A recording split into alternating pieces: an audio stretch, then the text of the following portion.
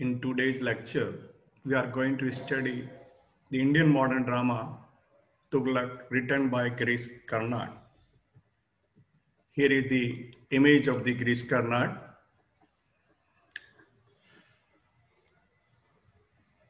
Girish Karnad was an Indian actor, film director, Kannada writer, playwright. He was born on 19th May 1938 and he passed away on 10th June 2019. His rise as a playwright in the 1960s marked the coming age of modern Indian playwriting in Kannada, just as Badal Sarkar did in Bengali, Vijay Tendulkar in Marathi, and Mohan Rakesh in Hindi. He was a recipient of 1998 Sahitya Gyanpith Award, the highest literary honor conferred in India. For 4 decades, Karnad composed plays, often using history and mythology to tackle contemporary issues. He translated his plays into English and received acclaim, received popularity. He was active in the world of Indian cinema, working as an actor, director, screenwriter in Hindi and Kannada cinema, and has earned many awards. On his death, our Prime Minister Narendra Modi wrote about the death of this great writer. I quote, Girish Karnad will be remembered for his versatile acting across all mediums. He also spoke passionately on causes dear to him. His works will continue being popular in the years to come. Saddened by his demise, may his soul rest in peace, unquote. That was the comment of our Prime Minister on the death of this great writer, Girish Karnad. He wrote many plays. Tughlaq was published in 1960s in Kannada language. Later on, it was translated into English. Yayati is another play. It is from our Mahabharata story. It is the story of the King Yayati, who was living a life of lust and sex. Later on, he got redemption. And there is another play that is Hayavandana. It is a 2-act play. It is the story of 2 friends, Devdatta and Kapila, and their love story with Pamela. And see in what manner he wrote the major works. Yayati up in 1960s, Hayavandana in 1972, Tughlaq in 1964, Rakta Kalyan in 1997, Wedding album came into 2009, and Crossing to Talikota appeared in 2019. He got many awards. He got Padma Shri in 1974, Padma Bhushan in 1992, Sahitya Academy Award 1994, Gyanpith Award in 1998. He got postgraduate degree in philosophy, political science, and economics. He was also elected the president of the Oxford Union in 1962-63. Now we come to the play Tughlaq, as it was originally written in Kannada and it was translated in English. And there are many characters. First of all, that is a Sultan Muhammad Tughlaq, Aziz is there, Najib, Barni, Sheikh Muhammuddin, Ratan Singh, and stepmother. There are different actions which took place in the different places. The play starts from Delhi, that is in 1327. Then there is a scene of Kannauj near Delhi. Then there is a scene from Delhi to Daulatabad. Now there is another scene that is around the fort of Daulatabad. The play includes 13 scenes. We see the difference between the young Tughlaq and the old Tughlaq, and it is also a political allegory. Now see the scene first of the play of the drama Tughlaq. The first scene opens in the court.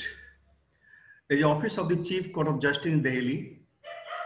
There's a case of Vishnu Prasad, a Brahman, and the Qazi announces the decision that Sultan is guilty of illegal appropriation of the land, and that is why Vishnu Prasad would get a compensation for the loss of the land.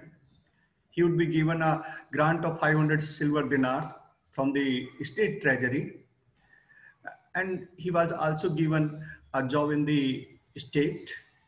There is another announcement from the side of the Sultan that the capital Delhi would be shifted from Delhi to Daulatabad. He gave many reasons. What are the reasons? Delhi is near the border. It is not in the center of the country. And the other important reason which Tughlaq finds that there is a majority of the Muslims, there are Amirs and other religious leaders. And he finds that the new capital, Daulatabad, is a Hindu-dominated area. That's why he decided to shift capital from Delhi to Daulatabad. The new capital city is the city of Hindus, which would symbolize the bond between Hindus and Muslims. Now there is a second scene. The second scene opens and there is a stepmother is there. And see in what manner Tughlaq speaks in the second act. See the visions of Tughlaq. See the young character of Tughlaq. See in what manner people say that he was a great visionary ruler of the history. The words of Tughlaq, I quote, "I pray to Almighty to save me from sleep. All day long I have to worry about tomorrow, but it's only when the night falls that I can step beyond all that. I look at the pelvis. I think of Imalu Murtaz, who thought it was an ostrich, and Dura Muma, who thought that it was a swallow. And I want to go back to their poetry and sink myself in their words. And again, I want to climb up to the top of the tallest tree in the world and call out to my people, 'Come, my people, I am waiting for you. Confide in me your worries. Let me share your joys. Let us laugh and cry together, and then let us pray. Let us pray till our bodies melt and flow, and our blood turns into air. History is ours to play with, ours now. Let us be the light. We cover the earth with greenery. Let us be darkness and cover up the boundaries of the nation. Come, I am waiting to embrace you all. Then how can I spread my branches in the stars while the roots have yet to find their hold in the earth? I wish I could believe in recurring birth like the Hindus, but I have only one life, one body. My hopes, my people, my God are all fighting for it. Tell me, how dare I waste my time by sleeping? Don't call me to go and get married and build a family because I have not sleep." Unquote. In what manner Tughlaq is planning for the coming future. Now we also meet in the same act there is Barney, the great historian. He was present in the kingdom of Tughlaq. Najib is a great politician. Now there is another problem comes in the mind of Tughlaq, that there was a Nawab of Awadh. He was marching against Delhi, and that problem came to in the mind of Tughlaq, and tried to solve this problem. And now there is a Sahabuddin, the prince of Samsun. He comes there. He openly criticized Tughlaq that Tughlaq was not favoring the Muslims, and that's why he announced. What was the announcement? That all the people of the Delhi would assemble together, will gather together, and that great prince would address the people. And also Tughlaq stopped there would be no 5-time prayers. At one hand, Tughlaq announced that all the people should turn up there.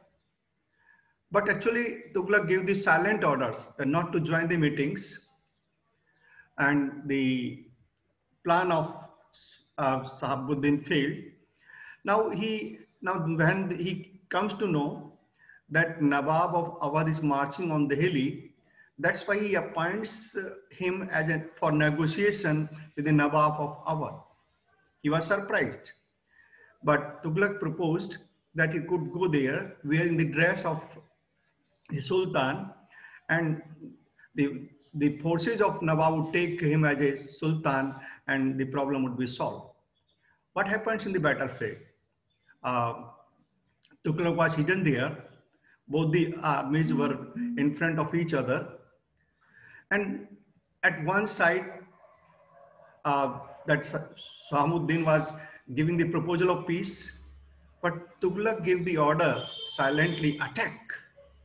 And the army of the opposition perished this Sahabuddin, and he died away there. And see in what manner the situation take place. Now the Ratan Singh is there, a Hindu soldier is there. He reports how Imamuddin was killed there. He was present there in the disguise of the Sultan.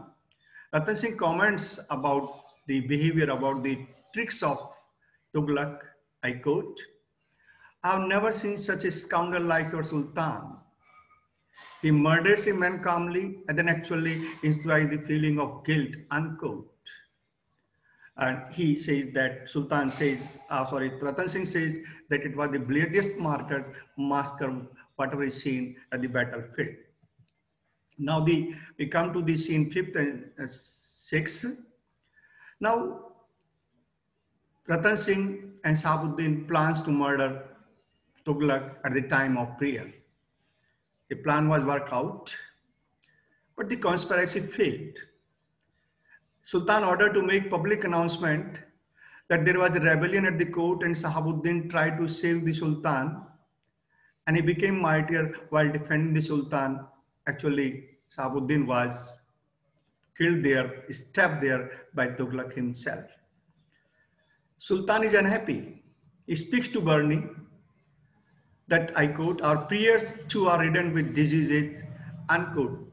Since what manner Sultan is unhappy, the empire was ridden with the diseases and problems.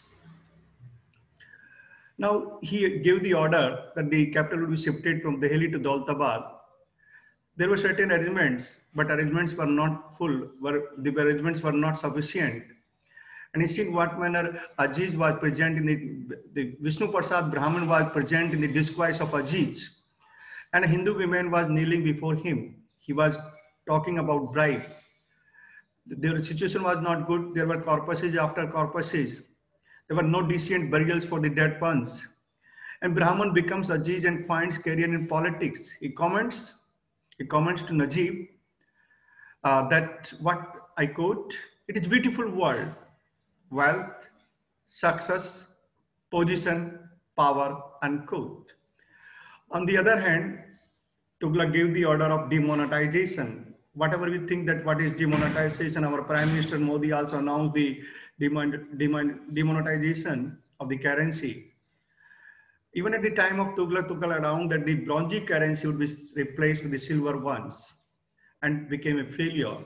He could not get the good decision at this point of currency, at the demonetization policy. Now we come to the scene 8th, 9th, and 10th. Tughlaq reaches to Daulatabad, that is around 3032, that is after 5 years later. Muhammad reaches there and comments, I quote, "I was 21 when I came to Daulatabad first." He also declares that he got constructed this fort. Sultan at this stage realizes that he is a failure. He himself realizes the people have started to call him that he's a mad Muhammad. But Barni promises, Barni was a good friend to Muhammad, and he says that something good would emerge out of this chaos. Tughlaq doubts the nature of stepmother.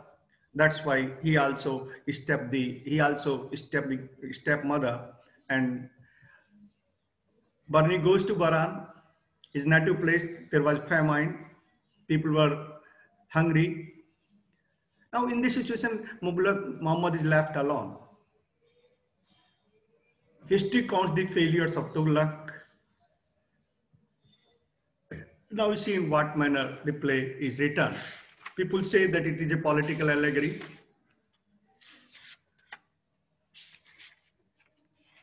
Tughlaq himself gave an interview and says that this play, Tughlaq, reflects as no other play perhaps does the political mood of disillusionment with followed the Nehru era of idealism in the country. Cotton himself has commented, I quote, "What struck me absolutely about Tughlaq history was that it was contemporary. The fact here was the most idealistic, the most intelligent king ever came on the throne of Delhi, and one of the greatest failure also. And within a span of 20 years, the tremendously capable man had gone to pieces. This seems to be both due to his idealism as well as the shortcomings within him, such as impatience, his cruelty, his feeling that he had the only correct answer. And I felt in the early 60s, India had also come very far in the same direction. A 20 years period seems to be very much a striking parallel, unquote. See in what manner Tughlaq find similarity between the period of Tughlaq regime and Nehru. As Tughlaq was a failure, and here Girish Karnad finds that the failures of Tughlaq are the failures of Nehru. And see in what manner Karnad commented about the similarity between the two characters, between the two periods. Girish Karnad finds solution in combining, in joining together the two periods, the past and the present. The present is linked with the past and the past is linked with the present. And he goes to the past and finds and compares the character of Nehru with Tughlaq. As the people say that Tughlaq was a failure, in the same manner, Tughlaq perhaps wants to say Nehruji was a failure. Now we come to the character of Tughlaq. Tughlaq is the emperor. His character is highly complex and enigmatic throughout the play. However, many citizens think that Tughlaq killed both of them for power, mother and the father of Ratan Singh. As the mother thinks, Tughlaq is aware of this but does not bother initially. He is an idealist, a visionary king. He puts forward many new laws and ideas the citizens find difficult to accept. He makes rational decisions without thinking about the consequences. He implemented the following rules in his country. Hindus were exempted from paying the tax of jizya. Hindus were given the right to complain against the king's civil servants for any immunity they suffer. The capital of India was shifted from Delhi to Daulatabad, and he also introduced the token currency. Tughlaq has several enemies. He overcomes each one by killing that. That was the solution in the mind of Tughlaq. At last, he has only one friend, that is Barni, who is noble friend, but he too leaves Tughlaq, seeing him doing treacherous act. Barni leaves him when he finds that Tughlaq is doing murders after murder. He suspects his character and leaves him. And now Muhammad Tughlaq was gifted in a certain respect. He was an accomplished scholar, an expert calligraphist, and his eloquence was magical. He was genuinely interested in mathematics, medicine, science, astronomy, and philosophy, etc. Now the question arises, very important question, was he mad? The history labels him that he was a mad king. He took the rational decisions. Without thinking, he gave the orders that the capital of Delhi would be shifted from Delhi to Daulatabad without any proper arrangement, without any sufficient arrangement.